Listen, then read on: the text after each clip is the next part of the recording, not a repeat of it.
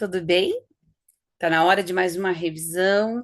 Eu sou a professora Vanessa Severo e vou acompanhar você na revisão de língua portuguesa para esse quarto bimestre, para a primeira série.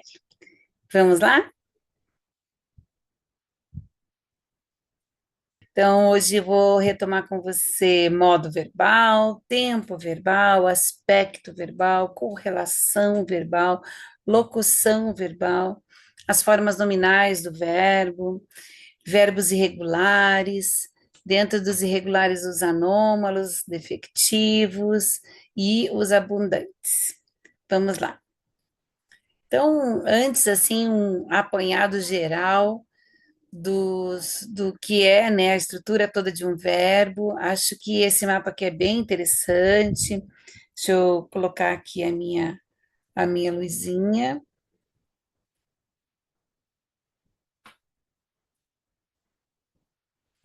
Então, aqui eu acho que esse mapa mental é bem interessante. Ele vai trazer aqui centralizado para você ali, ó, verbo, é a palavra que exprime ação, estado e fenômeno da natureza. Na língua portuguesa, a gente, quando vai fazer uma análise sintática, por exemplo, nós definimos como verbos, palavras que são verbais e as que não são verbais são nominais. E aí existe uma variação no verbo que é chamado de formas nominais do verbo. Ou seja, o verbo ele acaba assumindo uma forma nominal. E são três nomes dessa forma: infinitivo, esse que termina com R, particípio, esse que termina com ado ou ido, e o gerúndio, que tem um Nzinho aqui para a gente não esquecer, né? Tem um Nzinho aqui no gerúndio, e aí a gente vai ter aqui, ó, o finalzinho NDO, tá? Então, essas aqui são as formas nominais do verbo. Na estrutura, aqui acima, a gente vai ver porque é importante falar um pouquinho sobre radical, a gente vai precisar dele daqui a pouquinho, tá? Então, na estrutura de uma palavra, o que a gente vai ter ali, ó, do verbo estudar, tá? Que é esse que eu mostrei ali nas formas nominais. Nós vamos ter radical, que é aquele pedacinho, né? Que é o que mais tem a ideia do que é aquele verbo. Nós temos vogal temática e temos a desinência de modo, pessoa, modo temporal e número pessoa, tá? Isso é importante a gente saber qual é o radical do verbo, tá? Com relação a flexões, nós temos flexão das pessoas do discurso, primeira, segunda e terceira pessoa do discurso, e número, plural e singular. Então, eu posso ter eu, que é a primeira pessoa do singular, ou eu posso ter nós, que é a primeira pessoa do plural, tá? Com relação ao tempo verbal, a gente pode ter presente, passado e futuro. O passado nós chamaremos de pretérito e veremos algumas variações desse pretérito. O futuro também tem variações, tá? Ambos do modo indicativo. E por falar em modo, também temos três modos verbais. Um da certeza, que é o indicativo, um da dúvida, que é o subjuntivo, e um que é do convite, da ordem, do pedido, que é o imperativo, tá? Com relação também à classificação, nós temos verbos regulares, que eles seguem esse padrão, né? Por exemplo, o verbo estudar. O verbo estudar, eu vou ter o radical e vou ter as desinências. Se eu trocar pelo verbo caminhar, as desinências são as mesmas, só vai mudar o radical. E nós temos verbos irregulares, que eles não entram nessa classificação de regular. Ele vai, de alguma maneira, modificar essa regra. No caso dos anômalos, ele não tem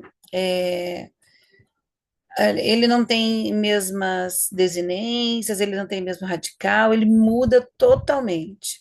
Que é o caso, por exemplo, do verbo ser. Olha só, eu sou. No passado eu fui, ou eu era. Então, vejam, não tem como eu falar, olha, qual que é o radical desse verbo? A gente não encontra ele ali, tá? Esse é o anômalo. O defectivo, se você conjugar só uma pessoa, por acaso for a pessoa que está sendo conjugada, você não vai perceber. Porque, por exemplo, o verbo colorir vai ter lá, tu colores, ele colore, nós colorimos. Ah, não, ele é regular. Então, a primeira pessoa qual é? Não existe primeira pessoa do verbo colorir.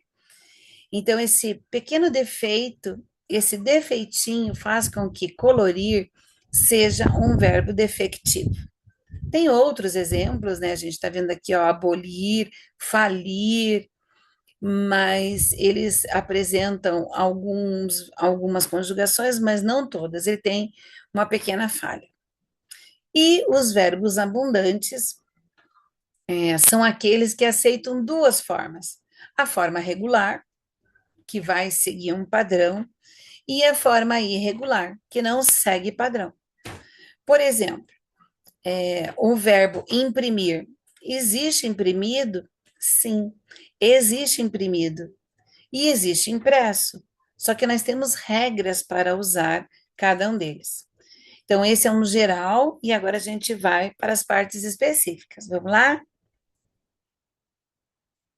Com relação ao tempo verbal. É importante que a gente observe essa linha aqui, olha só, né? Pretérito, ele começa aqui, presente e futuro. Isso tudo no modo da certeza, no indicativo, certo?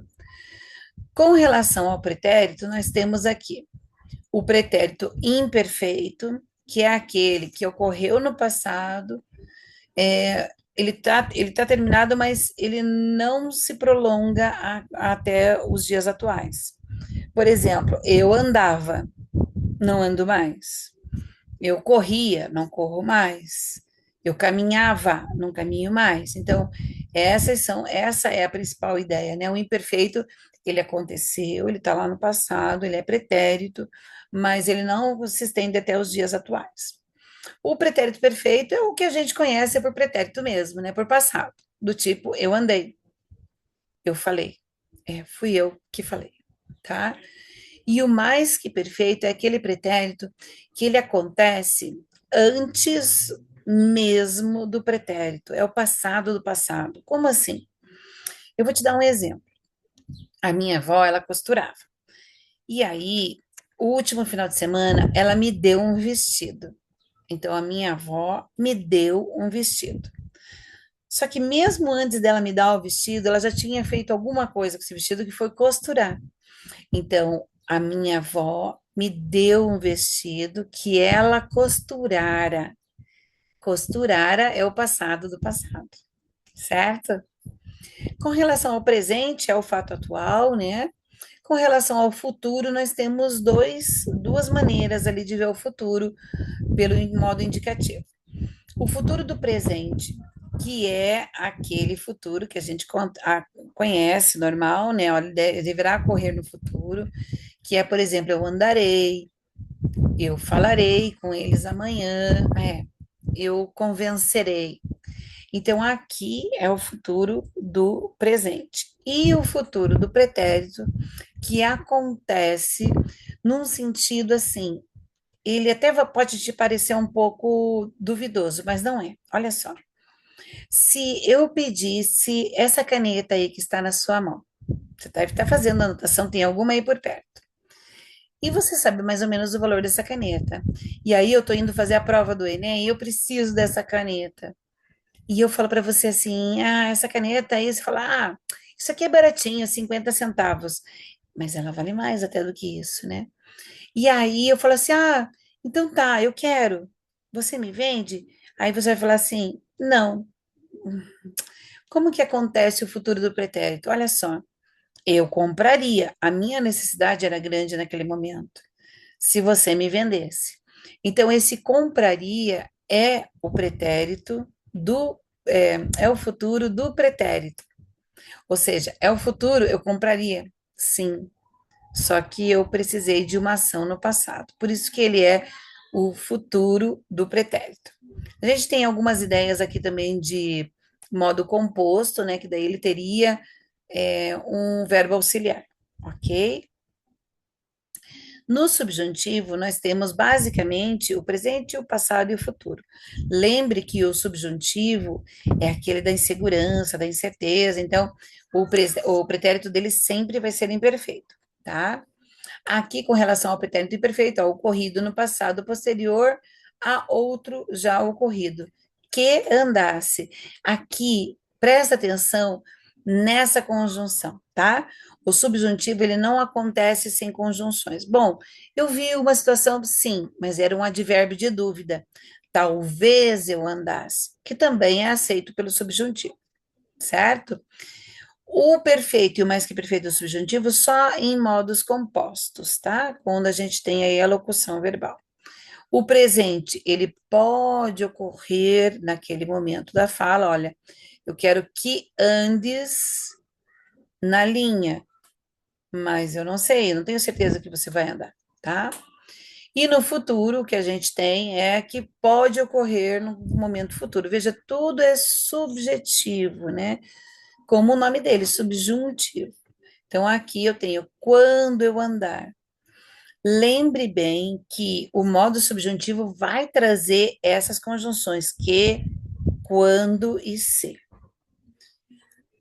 Bom, as formas nominais que nós precisamos saber são o infinitivo, o gerúndio e o particípio, como eu já te falei. Já falei também que elas são formas nominais de um verbo, porque elas podem desempenhar a função de um nome, tá? Então vamos lá. Infinitivo, ele pode ser pessoal ou impessoal. Como assim? O pessoal, ele vai ter um sujeito, tá? Ó, é fundamental treinarmos. É fundamental treinarmos. E o impessoal, ele tá aqui, ó. Minhas primas gostam de dançar. É o final com R, tá? No gerúndio, que me dá sempre uma ideia de movimento, ele indica o prolongamento da ação, por isso a gente tem essa ideia de movimento, tá? Ó, ele está correndo, correndo, andando, eu estou agora falando, tá? Esse é o gerúndio. E o particípio, que admite, né, alguns tempos verbais compostos, a gente vai ver ali, ó, João é pouco esforçado. E aí, o que que ele parece? Sim, ele parece um adjetivo, né? Ele tem o valor de adjetivo, certo? Quando que eu vou trabalhar com eles? Em locuções verbais. E as locuções, elas acontecem de que maneira? Com um verbo auxiliar, então aqui vocês estão vendo ser, estar, ter e haver, e outros, mas basicamente esses para que a gente possa estudar, tá? E um verbo principal que traz ali o significado. Esse verbo pode estar no infinitivo, no gerúndio ou no particípio, que são essas formas nominais que eu te mostrei agora. Então, se eu tivesse ali, hoje, vou estudar português. O vou é o verbo auxiliar, é ele quem vai para presente, passado, futuro, primeira pessoa, segunda, terceira. E aqui, a hora que eu tenho a semântica do verbo, a gente vai ter ele no infinitivo, tá? Classificação dos verbos, então, para que a gente possa retomar. Nós temos verbos regulares, que não têm alteração nos seus radicais, nem nas terminações, quando nós conjugamos. Por exemplo, o verbo escrever. Eu escrevo, tu escreves, ele escreve, nós escrevemos. A gente tem a presença do radical e das desinências. Se eu tirar o radical do verbo escrever e colocar outro com o final er, de segunda conjugação, eu continuo aproveitando as desinências dele se ele for um verbo regular.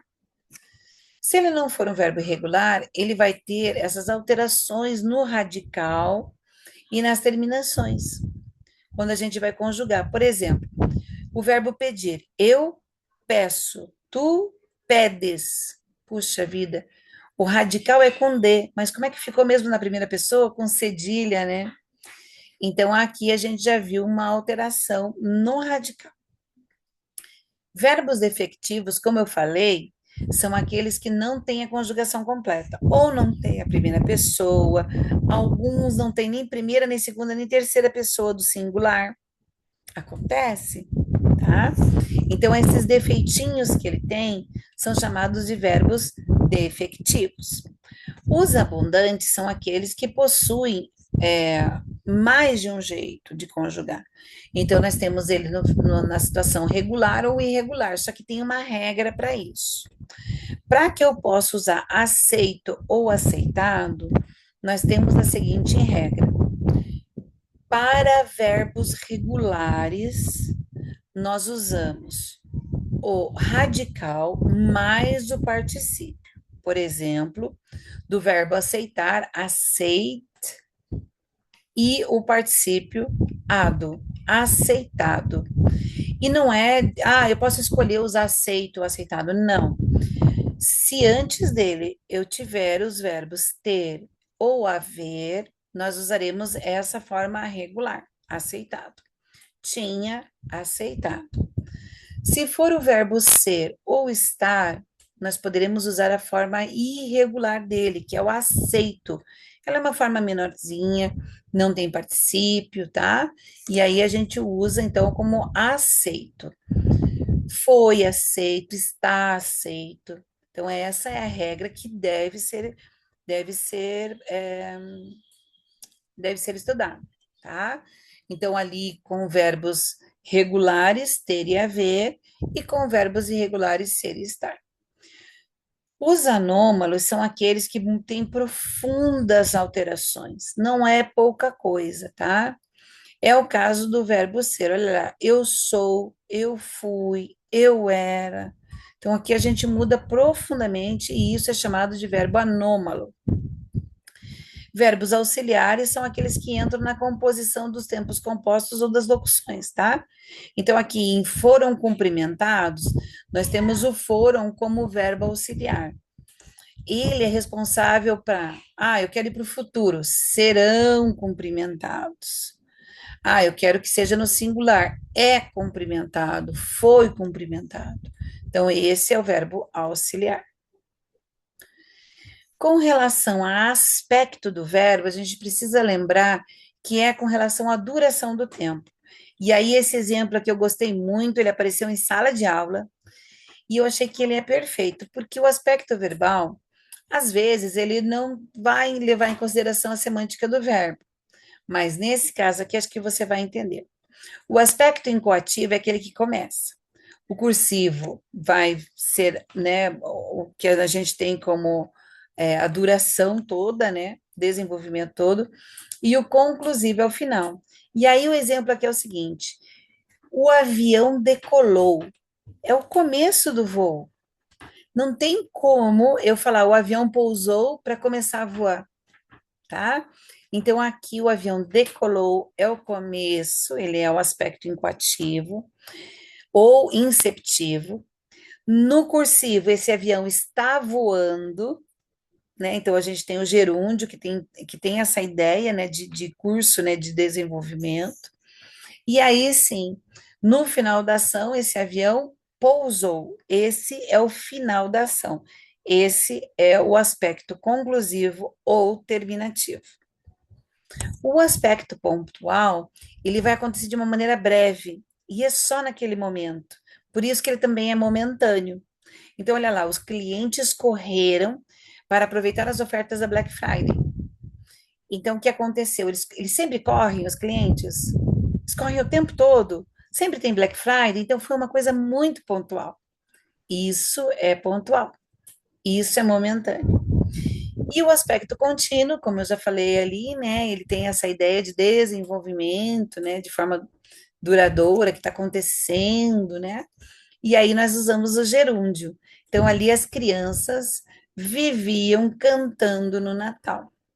Então, aqui viviam cantando, né? Elas estão ali nessa ideia de desenvolvimento. Nós percebemos que não tem foco nem no começo e nem no final, mas sim, ó, eu estou imaginando essas crianças cantando no Natal.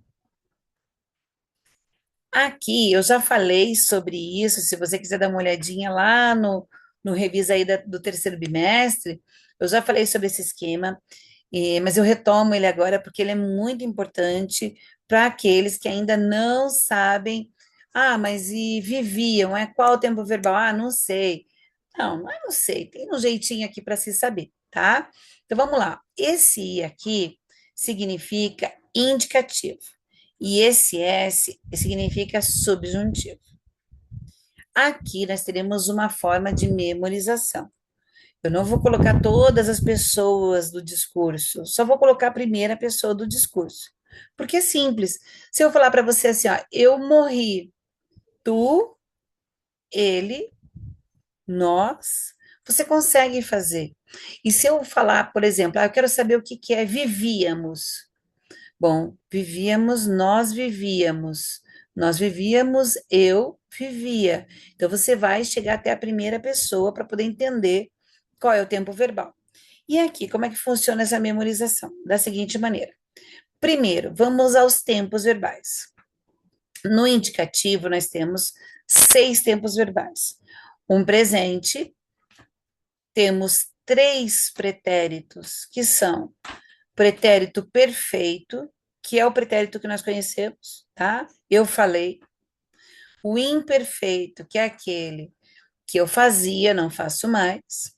E o mais que perfeito, que é aquele da minha avó que costurara, é o passado do passado, tá? Temos 2 futuros. O futuro do presente, ele vai ficar na mesma linha ali do presente. E o que passou está lá atrás é o futuro do pretérito. No subjuntivo, nós temos presente, pretérito. Lembra que eu falei do pretérito do subjuntivo? O pretérito imperfeito. E futuro. Como eu te falei, eu só vou falar uma pessoa do discurso, que é a primeira. E aí você tem que deduzir as próximas, tá? Eu, para todos os tempos do indicativo. E aí já apareceu aqui o presente do subjuntivo. Veja que ele não veio sozinho, como no indicativo. Ele veio com uma conjunção, que pode ser que, pode ser quando e pode ser se, tá? Agora eu vou às terminações. Vamos imaginar o verbo andar. Eu ando, tá aqui. Eu andei, eu andava, eu andei, eu andava. Ah, o que que são essas aqui? Depende do verbo, você vai usar essas terminações, tá? E eu andara. No futuro, eu andarei e eu andaria. Aqui eu faço uma brincadeira em sala que eu digo, né? Se eu fosse rei, eu ria, para eu não esquecer dessa terminação, tá? Presente, o que que nós temos? Que eu ande, se eu andasse, esses 2 S's aqui também são bem objetos de subjetivo, tá? E quando eu andar. Então, aqui, se eu perguntasse para você agora, andávamos, nós andávamos. Vamos procurar aqui, não temos. Lógico que não vai ter, porque é a primeira pessoa do plural, eu só tenho a primeira pessoa do singular. Então, nós andávamos, eu andava. Tá aqui, ó.